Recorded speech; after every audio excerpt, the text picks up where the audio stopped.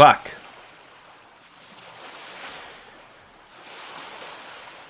Fuck. That. Fuck.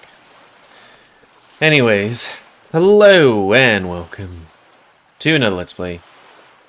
Me, GamerWolfSix. Echo.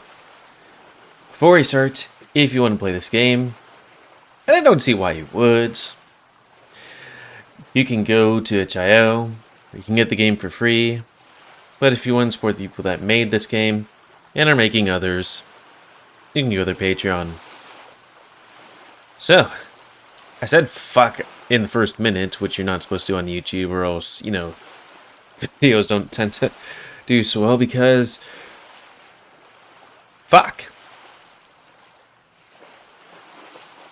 On the last Let's Play, we got into the car, drove out of town,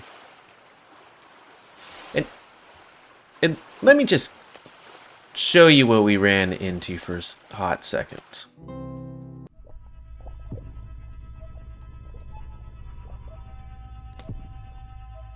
That's Duke down there. And drove right past it. And it kept turning us around. Kept seeing this car again. We turned around again, kept to the car. And that little guy zoomed right up to us and knocked us into the lake. Nearly drowning us. Mostly TJ. Well, we're all safely on shore? Ugh. I mean, it knocked us into the lake. I'm not sure what we're going to do now. Is it still gonna come after? I don't know. The only way we can know is to continue. Reset our face. And start. Thank God. Thank God. You were under for so long. Yeah, TJ almost drowned. I'm okay. I reach back with a paw, send it against the side of Leo's face. When I bring it back, I see it's a bit darker than it should be. I look back and immediately see the gash on the side of Leo's face. Shit, your head. Leo brushes off my paws. Your head? I think we both hit the windows when something hit us. We both know. I reach up, feeling around my forehead before you feel a sore, sticky spot in my fur. It isn't a bad cut, but it's definitely leaking a good amount of blood. It was that thing that we saw next to Duke. I saw it standing on a hill, and it just ran at us. I look over at Kudzu, who's moved to stand over Carl, his arms hugging his chest tightly. Kudzu, are you okay? I'm fine. He responds in a tense and little high-pitched. I don't know about Carl, though. He had a little trouble swimming back. Carl lets out a choked cough in response. I gently pull away from Leo and kneel down next to the ram, between him and TJ. He's conscious, luckily, though his panting is a bit shallow. I set a gentle paw gently on his head. You okay? Yeah. He says it like he's asking me a question. You sure? I mean, yeah, I'm breathing. I didn't mean to leave you guys, but it's fine. Staying with us would have made things way worse. It's strange for me how collected I am right now. Well, you are water affinity. I guess it's the same numbing feeling I felt since escaping Brian's trailer. Just take the fucked up stuff in and roll with it. I'm not bad at swimming, but it was so fucking cold, and my clothes felt like 1,000,000 pounds. Looking at his thick sweater, it isn't a surprise at all. TJ's quieted down next to me. His eyes are open, staring up at the sky, as he chuffs quietly. They're so wide and glassy, I can see the reflection of the stars twinkling in them. attentively reach out and rest upon his head, like I did with Carl. TJ barely reacts, continuing to stare up at the sky. Tej? I feel Leo's huge presence crouch down next to me as he gets close and whispers in my ear. Listen, we should get going to my house. I don't like being out here, especially if that thing really did do it. But TJ, I don't think if he's able, I'll carry him. And he does, scooping the lynx up in his arms like he's a baby. Alright, come on. We can rest at my house. Let's just get the fuck out of here. And sorry for yawning. It's late, but it's... Fuck. I want to play this game. I want to figure out what... Leo starts trekking up the rocky slope. Kudzu and I wait for Carl, who lays on the ground a moment longer, before finally rolling over and getting laboriously to his feet. I hold one hand, and Kudzu holds the other, and together we make our way onto the road and back to Echo. The walk to Leo's house is short, only about 15 minutes, but it feels like it takes much, much longer than that. Wow, a lucky streak. Every tiny sound makes me jump, and I'm steeling myself for the moment when I see that creature again. Nothing happens, though. No screaming, and no gunshots. Aside from the crickets, the town is dead quiet. Still, we keep to the shadows, cutting through some backyards and sagebrush, probably picking up a dozen of spiders and ticks along the way. It's funny, despite everything that's going on, spiders are the biggest thing on my mind as they push through the branches and foliage. Finally, the wolf's small house appears out of the dusky, dark night. Leo walks ahead of us with TJ. TJ asked to walk on his own halfway there, and now he's clinging to Leo like he's a kid, afraid of getting lost at a mall. I don't blame him. As we're walking up to the house, though, Leo stops. Kudzu, Carl, and I crowd behind him. What is it? Leo puts a finger to his lips, then points at the window on the side of his house.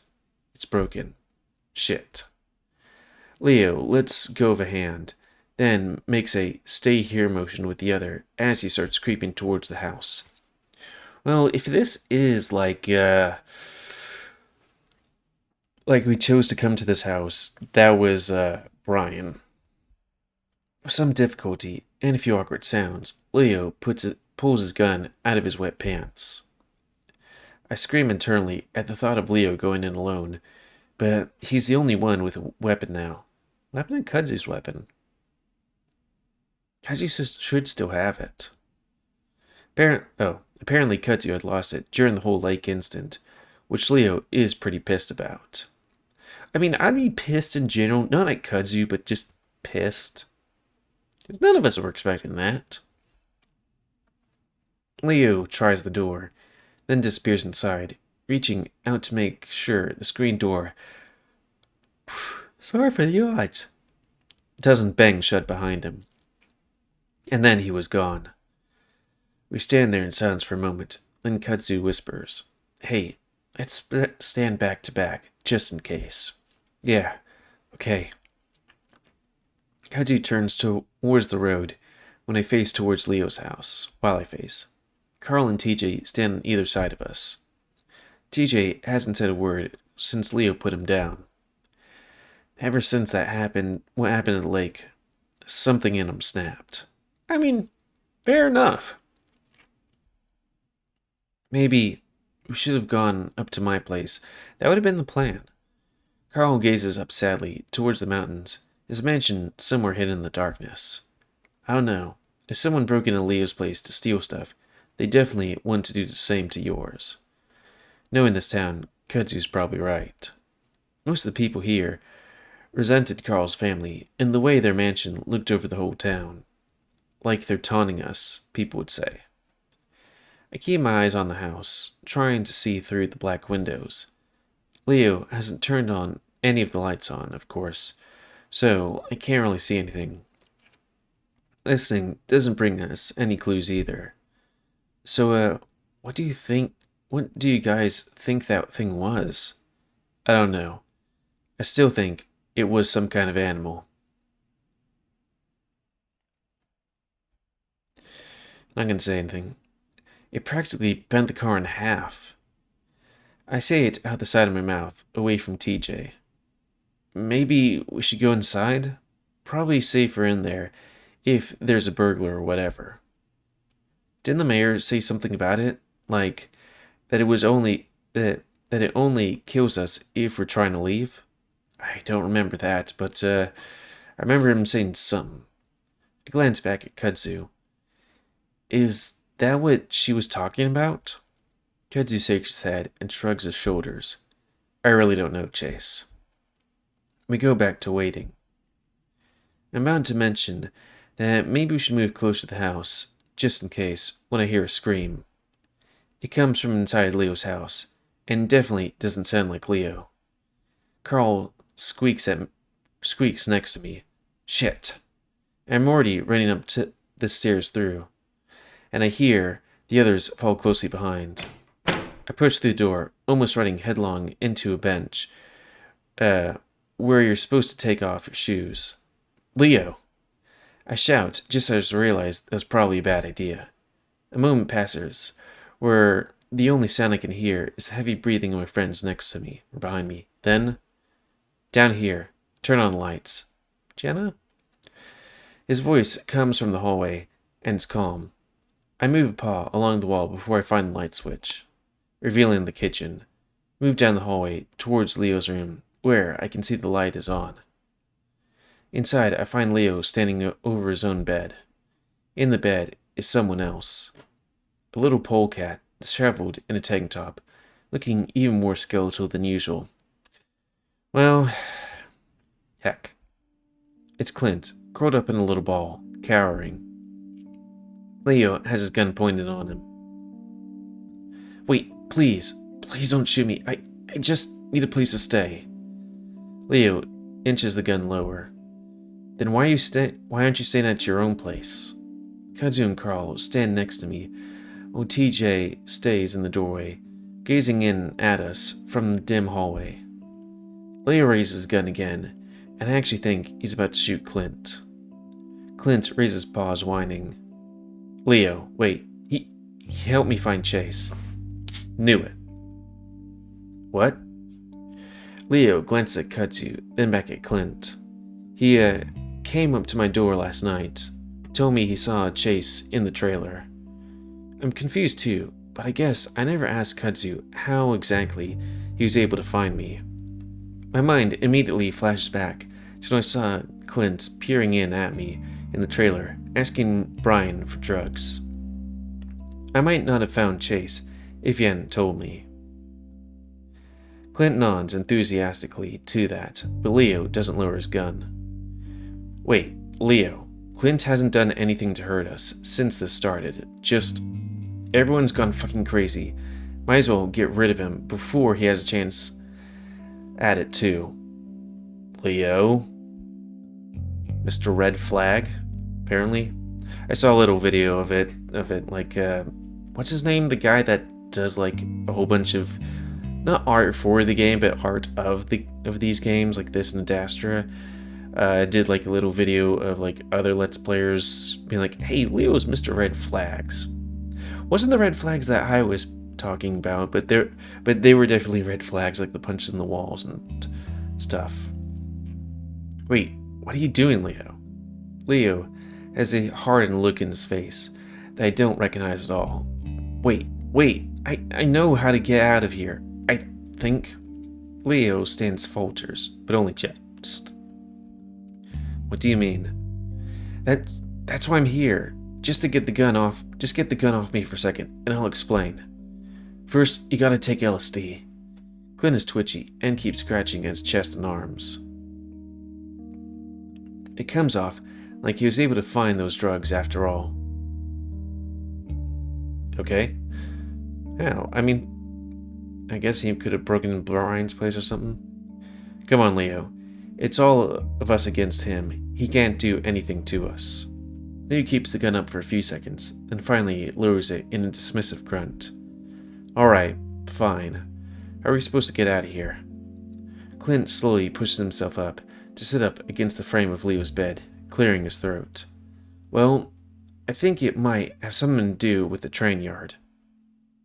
There's a moment of silence as we all wait for Clint to go on. He just stares back at us, though, well, stares at the gun in Leo's paws.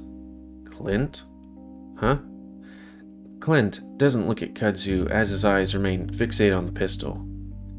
Leo, just put the gun down for a second, okay? On the dresser, behind you, or something. Leo shakes his head. I'm not risking our lives again, Kud. Leo fixes Clint with a glare. The most I'm gonna do is keep the gun off you, Clint. Clint flinches when Leo says his name. I look over and see Carl twisting his paws around in a pocket of his hoodie, his eyes wide. TJ, on the other hand, is still standing in the hall, his eyes glinting softly in the dim lighting. For some reason, I get the feeling that he's looking at me. Tell us now. Leo's tone turns dark, and I look over, half expecting him to have the gun up again. It's still pointing at the carpet, but I can practically see Leo's fingers twitching against the trigger guard. He looks almost excited. The Leo I know would never be so eager to kill someone, even if that someone happened to be Clint. I hope that when this is over, if we get out of this somehow, Leo's able to get back to his old self. Clint's shaking so bad he can barely speak. Kudzu finally steps between them. Alright, Leo, if you want to keep the gun, that's fine, but can at least step into the hallway? Maybe he'll be able to calm down enough. No. Kudzu stops short, but I see him set his jaw, drawing up his shoulders. Someone actually might have some information to get us out of here, and all you want to do is scare him shitless? I can see Leo puffing himself up too, and I don't like the look in his eyes. So I step forward on Kudzu's right, practically blocking Clint from Leo's line of sight. When I do, Leo's eyes snap to mine, the shimmering snarl disappearing from his muzzle, simmering. Leo, come on. Otter, move out of the way. His tone is gentle, like I'm some kind of kid. No, Leo, you're acting weird right now. Just calm down for a sec, okay? Leo frowns at me. Hey, I'm just trying to keep all of us safe. I see the wolf leaning his head to the side a little, like he's trying to keep an eye on Clint. Leo, let's just get into the hall. Kudzu? I give the raccoon a sidelong glance. Can handle him for a few minutes, okay? Kudzu nods. I take a few cautious steps towards Leo. He's looking between me and Kudzu now, and there's a different look on his face. Leo, we can snuggle a little bit. These two guys, they'll deal with stuff. On that, I'm having trouble placing. I reach out and gently touch his arm. The muscles are hard, his bicep standing out thickly under his fur. Still, I gently try to push him towards the door. As I do, I feel him go a little slack, and, with a whole lot of relief on my part, he finally starts moving towards the hallway. Carl, still gaping at this whole scene, suddenly seems to snap out of it and hurriedly moves out of the way into the hall. Leo reluctantly continues to shuffle down the hallway as I put an arm around his side, hugging him to me. Maybe somebody turn on the television, see if anything happening. I mean, it's probably static, but you never know. He responds with the same gesture.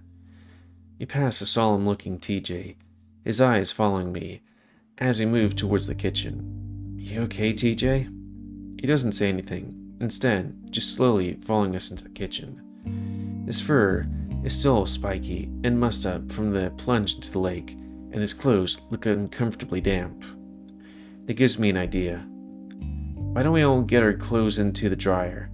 Maybe we can have something to eat?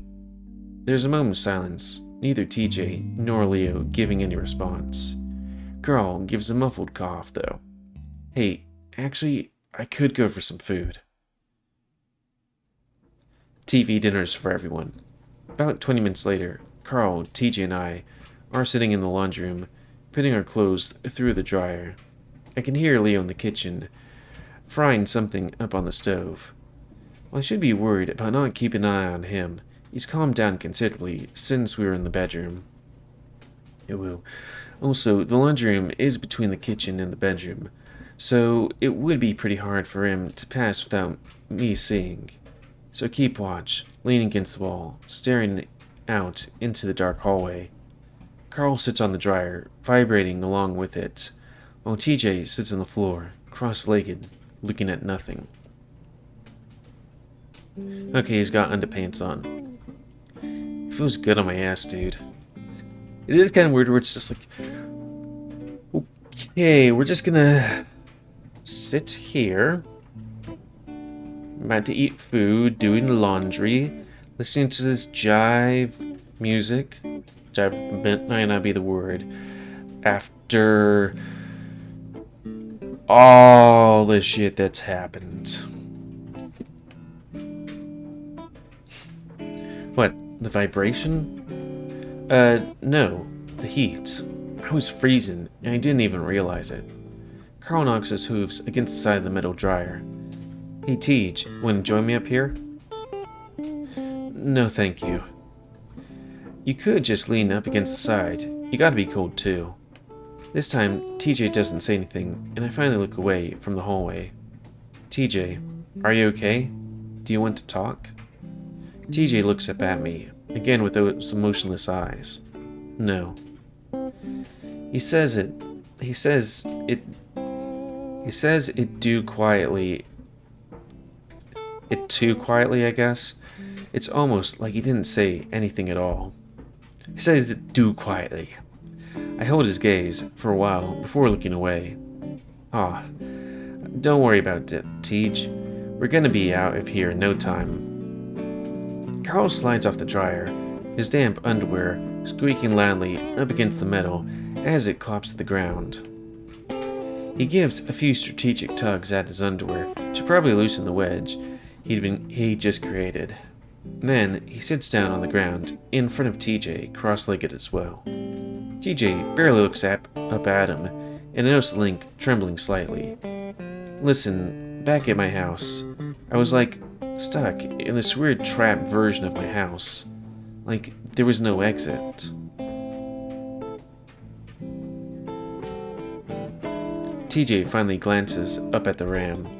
And, well, I thought I was going to be stuck forever. And I was panicking. It was like a nightmare that wouldn't end. But then, right when I had given up, you guys woke me up. I mean, sure, I sort of woke up into another nightmare, but at least it's with you guys, right? I hear shifting, then the bedroom door swings open fully, and Kudzu appears, slipping out and closing the door quietly behind him. The raccoon spots me and moves over to stand next to me, his ears perked. Hey. I see Kudzu's nose twitch at the air, looking towards the kitchen. Leo? He's cooking. So, how'd it go? You were in there for a while. Kudzu sighs, leans against the wall of the hallway, looking back at the closed door. I don't know, really. Said something about a train going through here the past few days after everything started. Through the rail yard? That's what he says. Huh. It didn't make much sense. That rail yard has been abandoned for the past at least 50 years. Are you sure it isn't just like the rest of us? Seen things? Speaking of which, I mean, I know that I'm not the most perceptive type of person and stuff. And also lots of things have been going on, so there probably hasn't been too much ambient thing. We haven't heard the distant choo-choo train sound. That reminds me of my old town, you know? Is that a thing? Like, is that part of the story? It's like, hey, the train's here. It means something. The train's not here. It means something else. Kudzu shrugs. I really don't know. Hard to tell with a guy like him. Yeah. Oh, I remember some guys inspecting the rails a few weeks ago. Maybe they opened up again? The idea almost seems strange to me, but I don't know how much about trains. So, what? If there is a train going through here, are we just gonna jump onto it? That's his plan anyway. Heh, sounds like fun. My mind jumps to Robert Smith, and what exactly happened to him when he tried to hop on the train. Even if we are able to get on the train, could that creature thing still get to us? It was able to knock the car into the lake, so I don't know how capable it is. So, when does the train come? He's not sure. Said it seemed random. I sighed loudly. Bugger. Then we all jump as the dryer finishes with a loud, grating buzz. I shakily rub my face, then move to open the dryer. Well, we'll at least get our clothes back on. Then we can go to the kitchen and tell Leo what's going on. I'm surprised none of you are sleeping, like at least take a nap.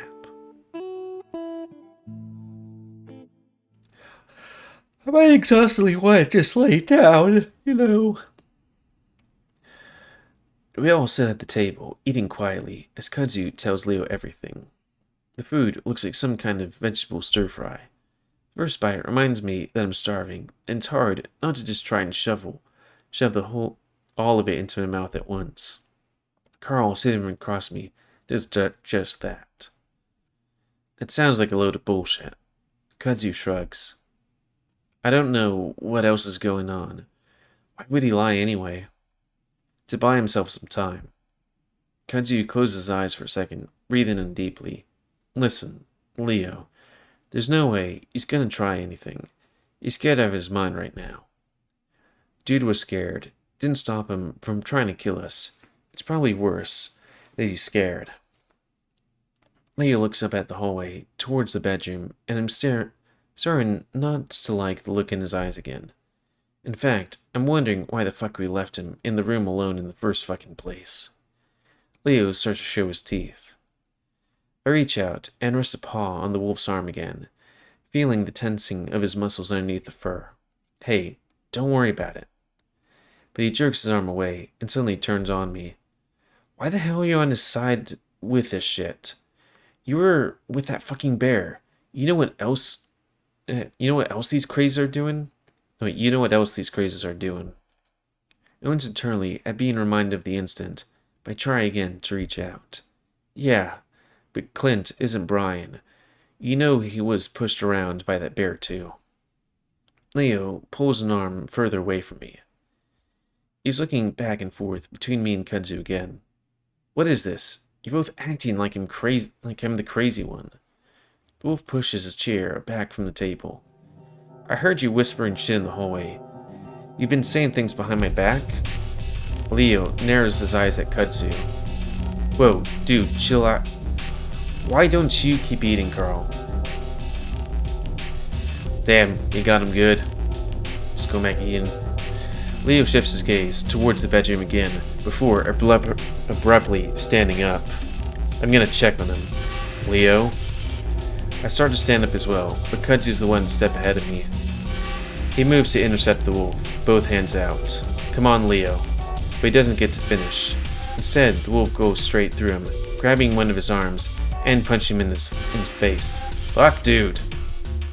Kudzu sees it coming and is able to duck, but he's not quite fast enough. Kudzu's knuckles glance off the raccoon's muzzle, knocking his head around. Leo keeps a hold of his arm and swings Kudzu around, away from the hallway and back into the kitchen. Kudzu takes a fall rather well, going into a short of whirl. He does end up banging against Carl's chair, but he comes up on one knee, panting and staring up at Leo. His nose is bleeding. What the fuck? I'm standing before I know it, and moving around the table to stand at Kudzu's side. I'm looking over, trying to see if Leo had done him any serious damage before I look back at the wolf. What are you doing? Carl clumsily tries to help the raccoon up, his ears flat against his head. Leo breathes heavily, staring down at Kunji before his eyes flick to me. Get away from him. What? Get away from him. This time, there's a growly quality to his voice, and I see his fingers drift towards his belt. I do move away from Kutsu, but only just. I don't want either of us getting shot. Leo turns his attention to Kutsu. You, out. Kutsu stares up at the wolf, only for a moment, before getting briskly to his feet. His breathing is so erratic, I'm wondering if he's gonna have a panic attack. He gives me a single glance before hurrying out of the kitchen. I want to stop him, get in his way, like he did Leo's. But the look in Leo's face right now has me frozen. I can't do or say anything as I watch the raccoon's tail disappear. I hear the door swinging open, then bang shut. I look back and almost jump as I see Leo's eyes are still on me, studying me. He stares a while longer before turning away and stomping loudly down the hall. Carl is frozen next to me and just sits there, and TJ just sits there, his eyes down in his plate, food untouched. Sorry. Still numb, I have to force myself to walk forward, following Leo, terrified about what's about to happen. Leo, wait. My voice is too quiet, too soft for the wolf to even hear me. The door ahead of me swings open. There's a moment of silence, then Leo curses loudly, and I run to the door frame, looking inside, not sure what I'm about to find. What I find is nothing. No one's inside. The covers of the bed are thrown back, the window wide open. See? I told you. I was about to be like, oh, did he vanish? But it's like, he left. Yeah, good on you, Clint, for getting the fuck out of here. Leo's voice goes from almost scream to a hushed whisper as he moves to the window, looking out in the night. He slides the window shut, then locks it. It's exactly what I was worried about. What? Inside, I'm relieved more than anything. For some reason, I'm positive that if Clint was still here, or if Leo had caught him in the act of trying to escape, I doubt he would have tried. I don't doubt he would have tried to shoot him. That stupid fucking raccoon, thinking he knew what was best. Leo continues to peer out the window, his ears perked up. I know what the hell's best for us. Thinks he can come in and tell everyone what to do, see what happens. I start to move back into the hallway, towards the kitchen, but Leo suddenly whirls around on me. His frown turns into a sort of uncertain smile. Hey, Otter, are you okay? Hey, Otter, are you okay?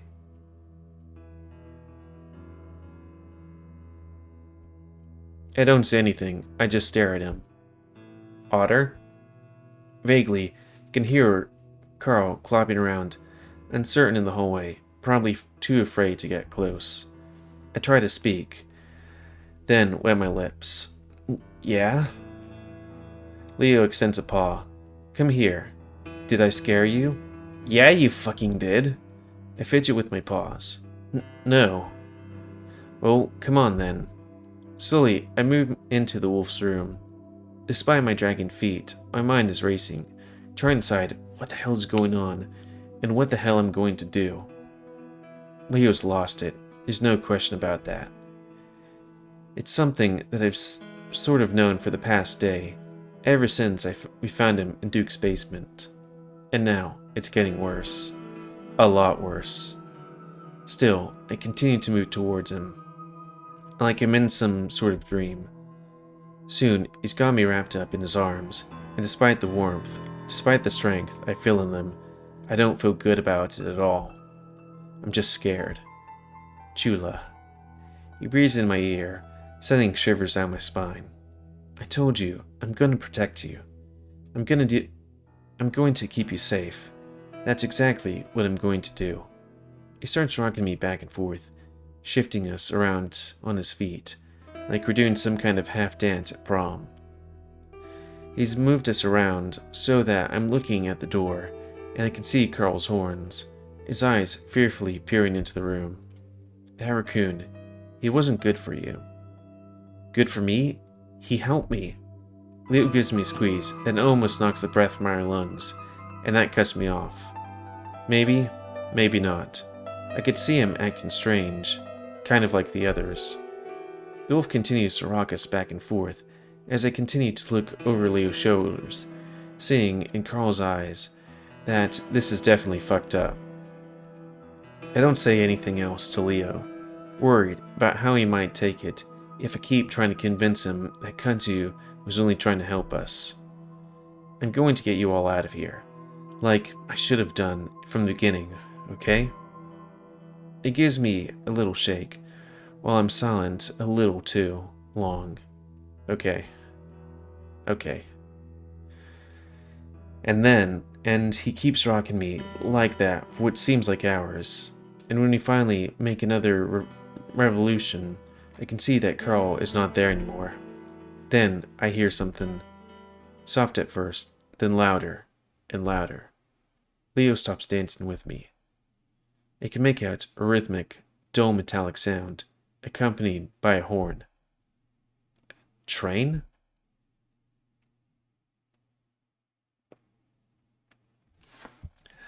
I'm gonna look up the thing to see just how far we might be. His choice of, hey, are we gonna continue it or end it here? Because we are, over time and stuff.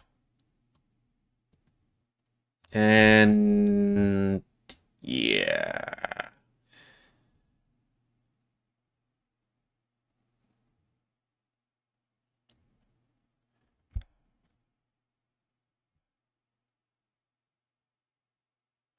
Let's just see.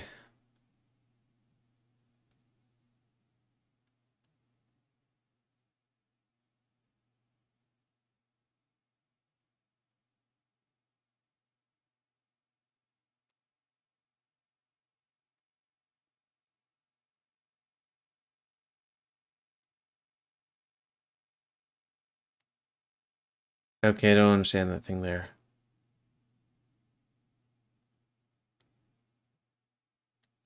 Okay, it seems like there is a bit more. So, with that scene change...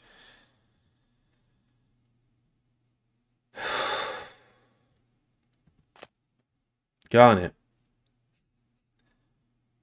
I don't know.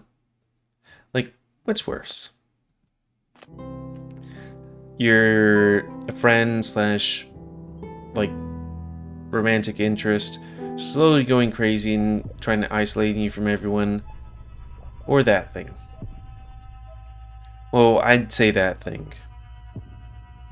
Because that's all at once. The boyfriend stuff? Yeah.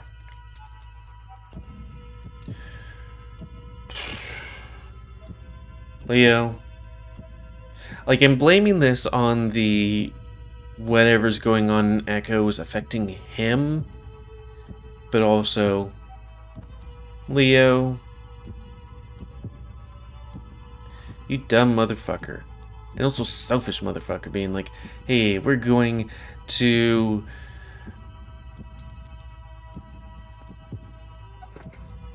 I'm gonna, like, alienate him. I'm just gonna have him on myself for this week. Motherfucker. It'll be interesting to see all the other stuff, but unfortunately, I've done so many of these things.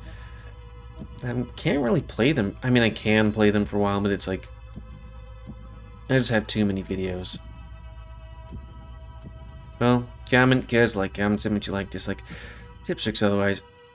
If you like my YouTube and would like to see it grow, then please like, subscribe it, and check out our videos to help it grow. Please remember to spend your ammo to control the pit population. Metaphor. And until next time, me, GamerWolfSix, Echo. A game? a game. Why can't we just have this part here? We're all just chilling. Not any of this horrible murder crazy stuff. Just chilling. Oh, if you want to play this game, itch.io. If you want to help the people that make this game make other games, Patreon, $3. Thanks to you.